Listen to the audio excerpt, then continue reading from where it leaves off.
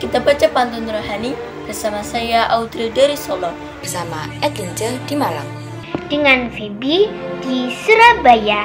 Berdasarkan bacaan hari ini, Rabu 9 Februari 2022, Markus bab 7 ayat 14-23. Bapak, Ibu, dan saudara-saudariku yang dikasihi dan mengasihi Allah. Suatu ketika saya mengupas buah apokat yang kulit luarnya nampak sangat bagus. Setelah dikupas kulitnya, ternyata di bagian daging buahnya ada yang busuk. Warna coklat kehitaman tembus hingga di bagian biji, sehingga ada rasa jijik untuk memakan buah tersebut. Akhirnya saya membuangnya buah tersebut ke tempat sampah. Atau kita sering menemukan tulisan dan simbol halal dalam kemasan makanan. Dengan simbol tersebut menyatakan bahwa makanan layak untuk dimakan. Tentu saja hal ini baik karena menjaga kesucian badan dari makanan najis. Namun jika halnya dimengerti demikian, agaknya terlalu naif dan sempit. Karena pengertian yang semacam itu sama sekali tidak menyentuh salah satu bagian yang terpenting dalam diri manusia, yaitu hati. Hati menjadi bagian yang sungguh sangat penting bagi hidup manusia.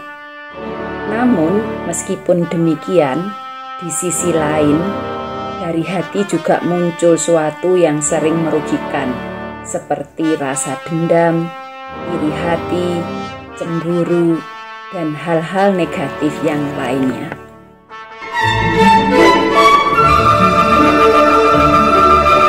Belukarnya banyak yang mulai tumbuh, sebab pengunjungnya sudah jarang-jarang.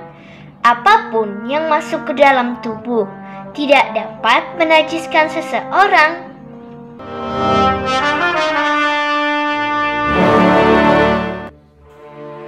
Orang Farisi dan ahli Taurat mengkritik Yesus karena para murid makan dengan tangan yang belum dibasuh. Tidak membasuh tangan sebelum makan saja sudah menjadi masalah bagi mereka, karena bagi mereka itu najis, sehingga makanan mereka pun menjadi haram. Tuhan Yesus mengajak kita untuk tidak berhenti pada sebuah cara berpikir yang dangkal, yaitu tentang haram dan najis tidaknya sebuah makanan yang masuk ke dalam mulut.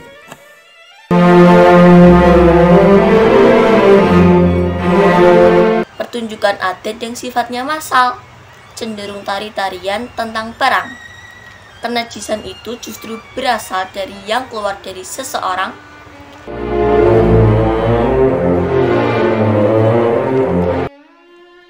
Bapak, Ibu, dan saudara-saudariku yang dikasihi dan mengasihi Allah.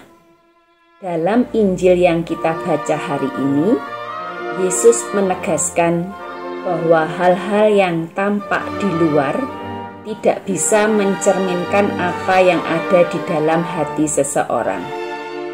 Tuhan Yesus pada hari ini memberi pengajaran yang kelihatan sederhana, tetapi sangat mendalam maknanya, dan mengajak kita untuk masuk lebih dalam ke lubuk terdalam dari hati kita.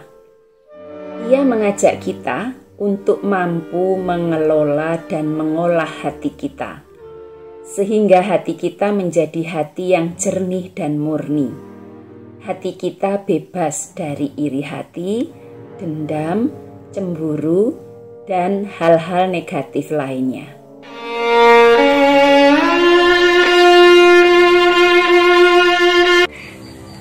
Tidak perlu lagi membawa upeti, sebab semuanya sudah dibelikan.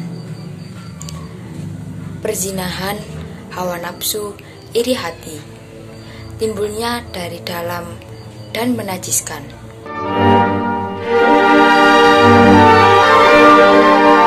Mari kita sebagai umat Kristiani melihat hati kita masing-masing. dan merefleksikan diri. Sudahkah kita menyucikan hati kita? Ataukah hati kita masih terbelenggu oleh hal-hal yang membuat kita terus berada dalam kegelapan? Tuhan memberkati usaha kita. Terima kasih. Benedictio Dei Omnipotentis, Patris, et Filii, et Spiritus Sancti, descenda super vos, et maneat semper. Amen. Semangat pagi. Selamat menjaga kekudusan hati, tempat bersemayamnya Roh Kudus. Salam Sorosha, berkah dalam. Terima kasih.